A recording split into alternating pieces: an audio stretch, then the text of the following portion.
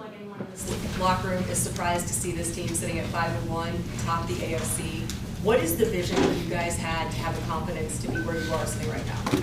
Man, I just think we focus on just being the best version of ourselves. Like, I know it sounds like a broken record, but, I mean, that's just the message that we preach, just as the thing that we believe in.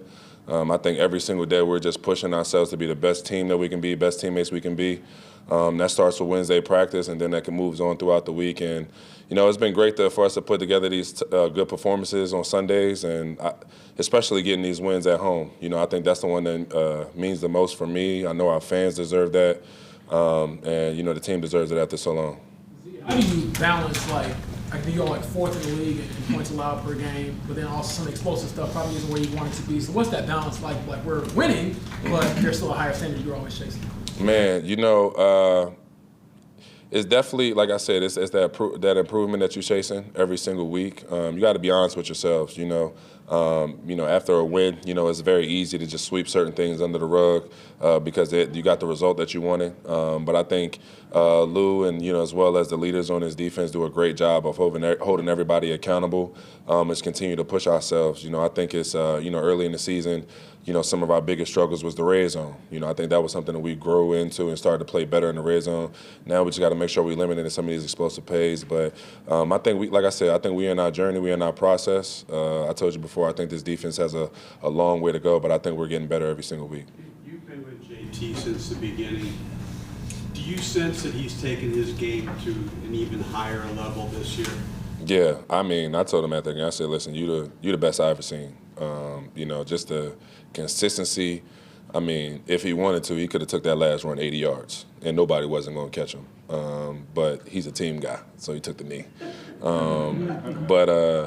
Yeah, I mean, JT is just on a whole nother level. You know, like I said, he's just adding to his game. I mean, from the pass protection to the pass catching, the playmaking in the passing game. I mean, and then you couple that with already his ability in the run game.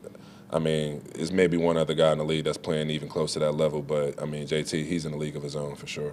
When you look at third downs for this team, I think you are 30th when it comes to giving up third downs. Obviously not an area you want to be, but I guess why do you think you had issues on third down? I guess what helps you get off the field those moments? Man, I don't really think third downs necessarily have been the biggest issue. I know last week was rough. Now, you know, the changing the quarterback last minute, you know, losing the corner 15 minutes before the game, all that stuff played a role into it. But at the same time, it's just execution. You know, third down is the money down.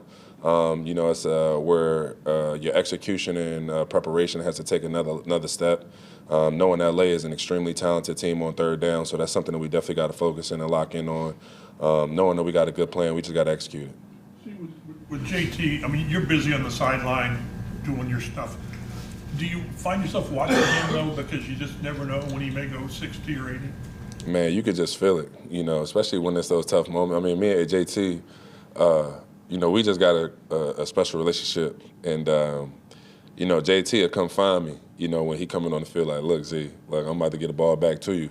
And I'm like, look, enough said. Like, we just go back and forth like that. So, like, me and JT, I mean, I like the tough runs more than the touchdowns now. I mean, now he got a couple tough touchdown runs too, so he does his thing. But, man, JT is he's just special. He wears and tears at you all day. I mean, he's been running behind his pads, man, and it's been a tough run, bro. It's hard to get him down.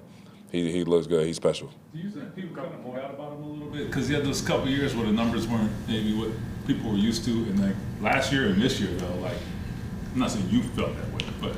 Yeah, I mean, I definitely feel like he wasn't getting the credit that he deserved. You know, that comes when you miss a couple of games. But I think, you know, whenever he's been out there, I think the production speaks for itself. And, I mean, the way he finished last season, just on the heater that he was on, I mean, that's just the type of player that he was. I mean, but he's been making big-time runs year after year. I mean, I could go along off the top of my head of the big runs he's had every year in critical moments to help this team win. So. I know it's a different team, but I'm sure you remember that plane ride back from LA last time, the only loss of the season so far. Will you kind of reflect on that a little bit, just knowing that feeling of coming back to Indy with the loss, going back to SoFi Stadium again when you get ready to approach the Chargers? Man, well, you never want to lose when you know you got a long plane ride because that's like double the loss, you know. I remember just a little bit of a feeling of regret, you know, the last time we went to L.A.